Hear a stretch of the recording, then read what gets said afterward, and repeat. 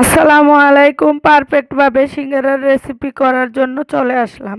তা আশা করি আপনারাও ফুল ভিডিও জুড়ে আমার সাথে থাকবেন। তো প্রথমেই তার জন্য কিছু আটা, স্বাদমতো লবণ দিয়ে ভালোভাবে মিশিয়ে তার সাথে একটু একটু করে পানি দিয়ে ডোটা করে নিব।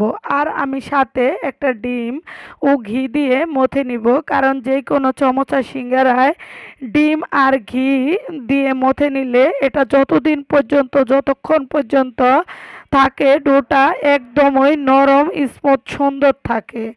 আর পুরের জন্য আমি মুরগির মাংস, পেঁয়াজ, কাঁচামরিচ, পেঁপে, আলু সব কিছু নিয়ে নিচ্ছি। এখন কড়াইতে আমি তেল দিয়ে দিচ্ছি। তেলের সাথে পেঁয়াজ ও কাঁচামরিচ দিয়ে এখন আমি মুরগির মাংসগুলো দিয়ে নেড়েচেড়ে আদা রসুন পেস্ট দিয়ে দিচ্ছি 1 চামচ করে। এখন আমি পেঁপে আলুগুলা দিয়া গরম মশলার গুঁড়া, ধনিয়ার গুঁড়া, হলুদের গুঁড়া, স্বাদ মতো লবণ দিয়ে ভালোভাবে মিশিয়ে নিচ্ছি।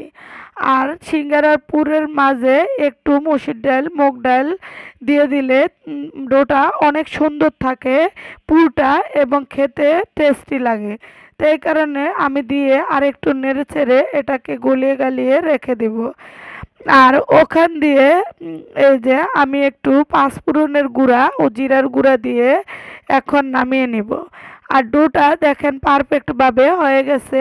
এখন আমি এটার জন্য আমি ছোট ছোট লিচি কেটে নিব, তারপরে আমি রুটি বানিয়ে নিব একদম ছোট ছোট করে।